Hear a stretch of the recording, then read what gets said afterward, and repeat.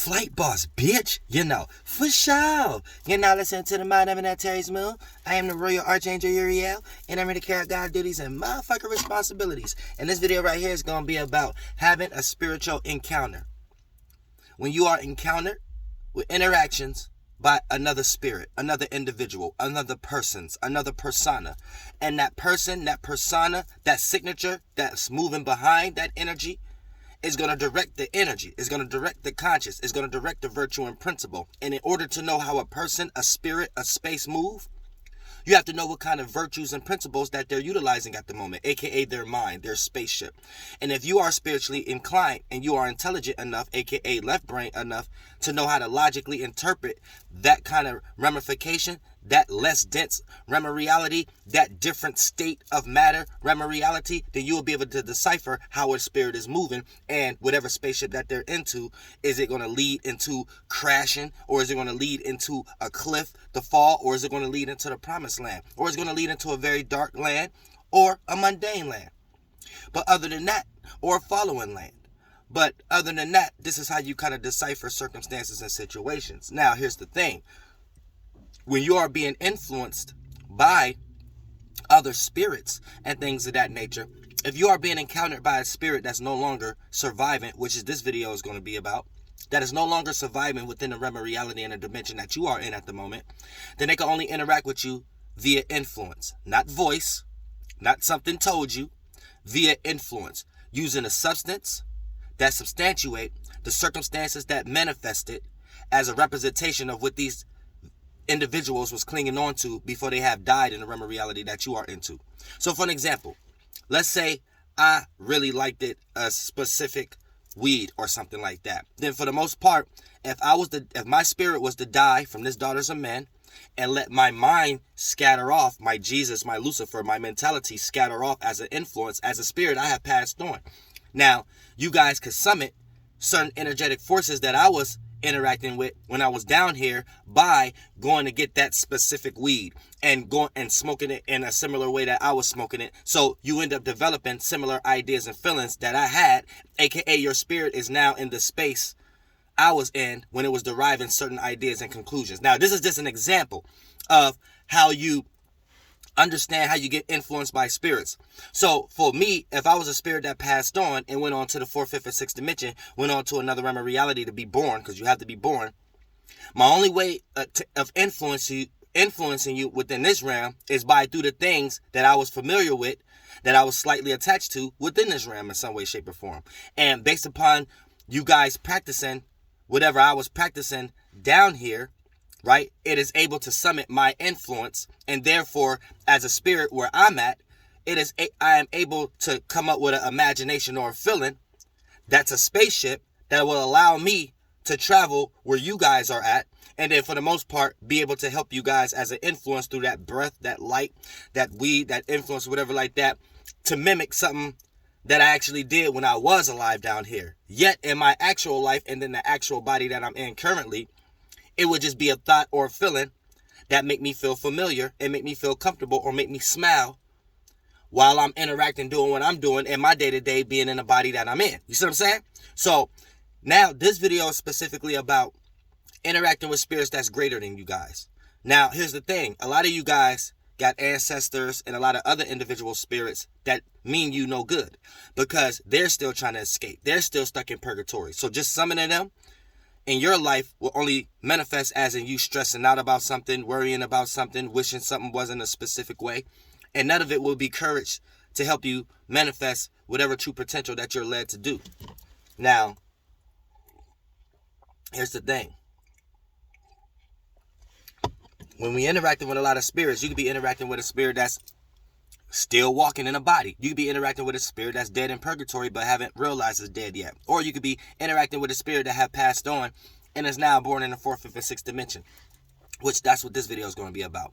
Because for a spirit to be born in a higher or larger realm of reality, not to use Jewish mysticism higher, but in a larger, more out there realm of reality, then for the most part, this means they have expanded and contracted more than you have as a spirit.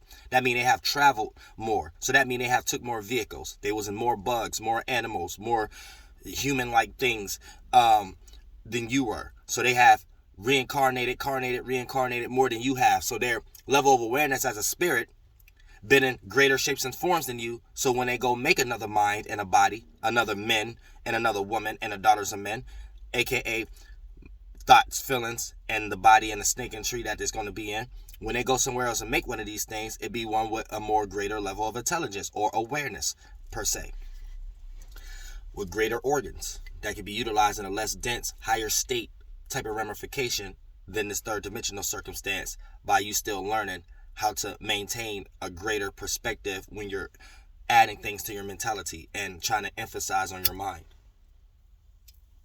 You're actually building the actual blood cell or spaceship or whatever you want to call it to sustain you within your next level of life. And if you can't get out of the mental mind frames of this dimension, then that creates forms of reincarnation and not incarnating into a new experience.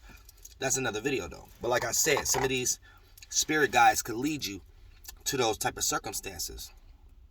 But at the same time, having a spiritual encounter. Right now we're going to talk about having a spiritual encounter by a spirit that's greater than you, that have passed on from down here and is in a greater body, right? So, to be born in. So, here's the thing, right? You have to be in a circumstance, in a situation where you're pondering, or you're off thinking, or you're off meditating, or you're off lost in thought and feelings in some way, shape, or form.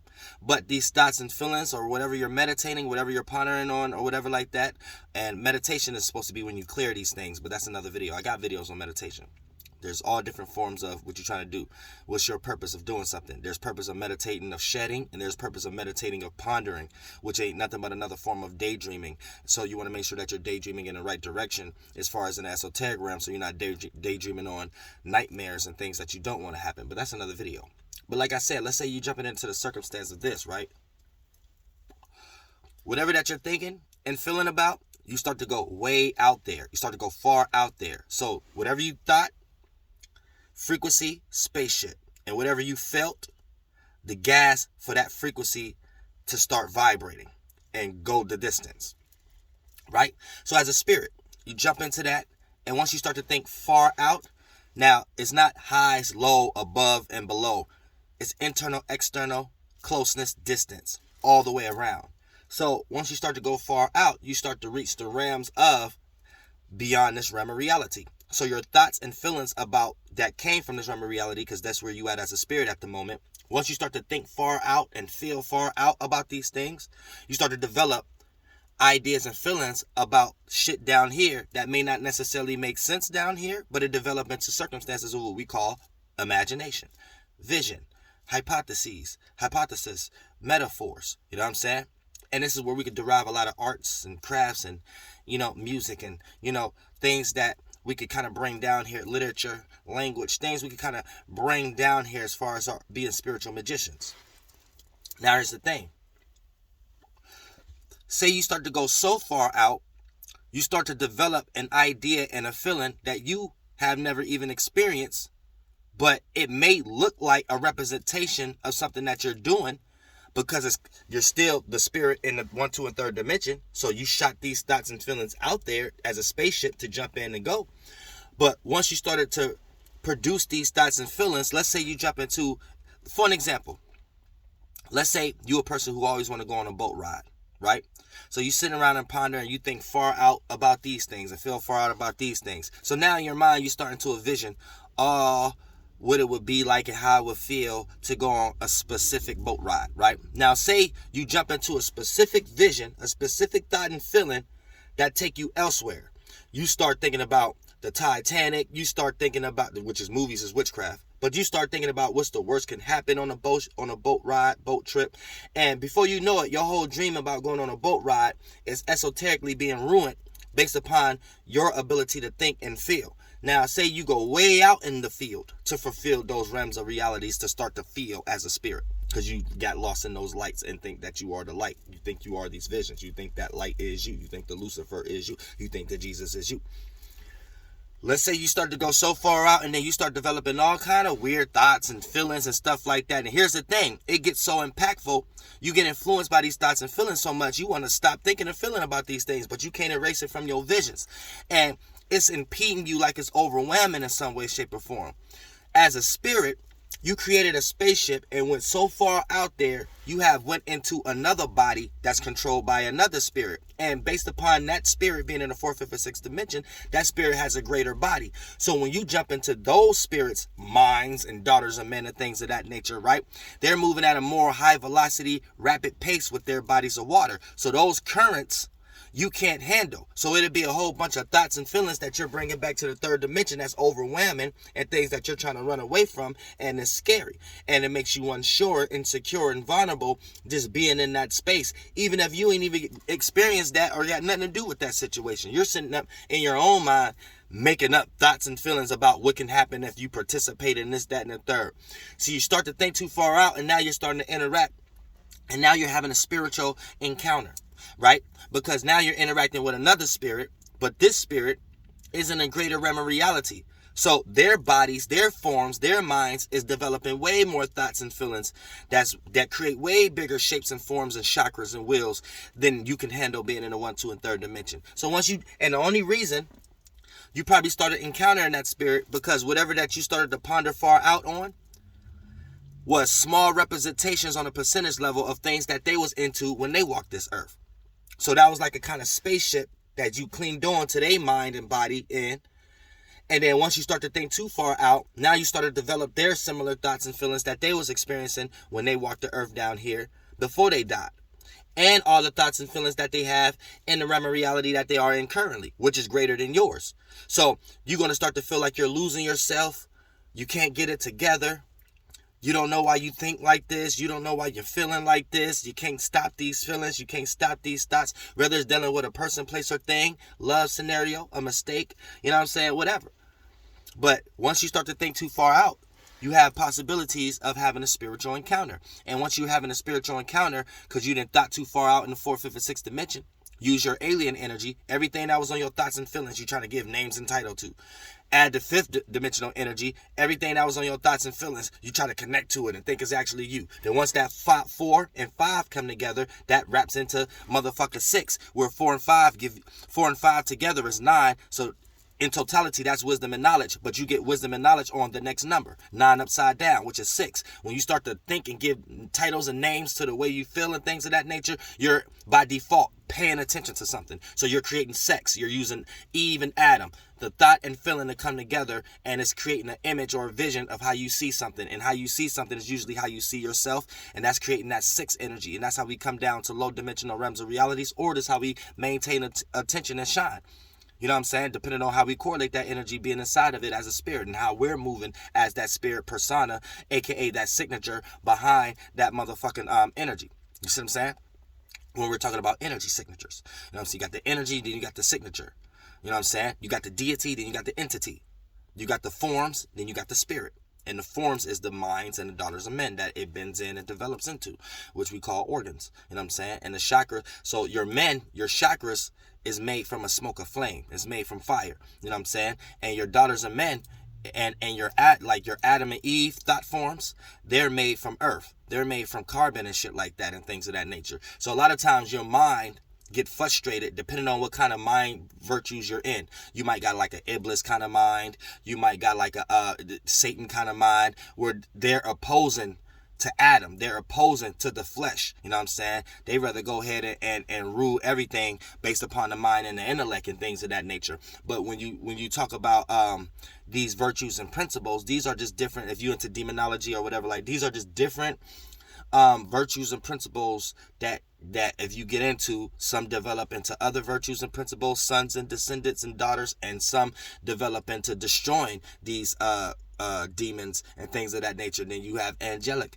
type of virtues and principles and stuff like that could take you more to your goddess space. So when you hear things like there was a war in heaven, that means there was a war in your mind. There was a war with your thoughts and stuff like that. And when we got Satan turning into the dragon, right? This putting you into a situation where that's like your separate energy or your ability to think different than your thoughts and just to be in your feelings, right? So you could become a dragon. You could become a beast out of your waters, your lower animalistic wills, chakras, you know what I'm saying? And then you could bring that Lucifer out because you're wanting to maintain material of the world. So you might be in that mammoth. mind frame in some way, shape, or form. But at the same time, or Abaddon or Azazel, and at the same time, that's just being 7 degrees opposite from your higher chakras, your higher wills. And then this when you can utilize Michael. Now, Michael is like a Jewish witchcraft, you know what I'm saying? So we're talking about the letter M. M on the monad, that's coming from the 2 points, that's like 2 A's. You know what I'm saying? 2 A's. A is a point of reference for the first time. So A represents birth, strength. You know what I'm saying? Aries, arrogance, ascension, spring, the birth of spring, transformation, Hiram Abiff. So once we start to talk about Michael, this is talking about exaltation. When we see the sun is exalted in the first house. The first house gave birth to the Aries constellation. This is the first 30 degrees or 30 days of spring, which we're into right now. So that develops that. Now, Michael coming down, creating a vehicle or a spaceship to fight Satan, aka what's exalted from the 7th house, Saturn, Libra. You know what I'm saying? That's the 7th house and those 6 houses and things of that nature. So when you think about 6 wives or 6 houses or things of that nature, that's is getting into that energy. But for the most part, Michael brings the higher heavens down to the below the horizons and spread them out. And that's how you spread out the lower animalistic natures with thoughts. So when you got too many lower desires and animalistic natures, you use Michael to separate these things and put these things in order and kill what don't need to be motherfucking exalted back to the heavens, back to your mind, because those lower emotions and feelings don't need to be on your mind. On your mind need to be clear. So that's getting into the Michael energy. Now when we got M and I represents the sun or the light or the solar plexus. So this is getting into Orion, Aldebaran, or this is also just getting into the east and some with the light that shines on the east. So pardon me. So when we start to talk about Michael is the light from above, A, double that on both sides, so masculine and feminine, with those higher thoughts from the heavens coming down as a light, I. Then you got C. Now we can see that C that brings things into our realm of reality and recedes and things of that nature. Then you got H. H is a heights, is seen from a heights or a high, you know what I'm saying, and things of that nature. And then once you start to talk about the rest of the energies, right, because that's really what you need to do. L is the the spirit that's in it that moved that way first. You know what I'm saying? So the spirit that's inside it, they probably don't even like to be called Michael and things of that nature, but this is one of their shapes and forms that they're utilizing down here as far as us understanding circumstances and the fucking Jewish mysticism and things of that nature, right? So keep that in mind. But other than that, when we start to talk about encountering spirits and things of that nature, 9 times out of 10, you have jumped into a spirit that's in a different body. And their body is in a 4th, 5th, and 6th dimension. So their body is developing way more thoughts and feelings that you may not be able to deal with all at once. So for the most part, it'll play out as too overwhelming for you in the 3rd dimension. And then you'll be realizing why you're getting all these thoughts and feelings and why you beside yourself and why you keep gravitating or detaching in some way, shape, or form.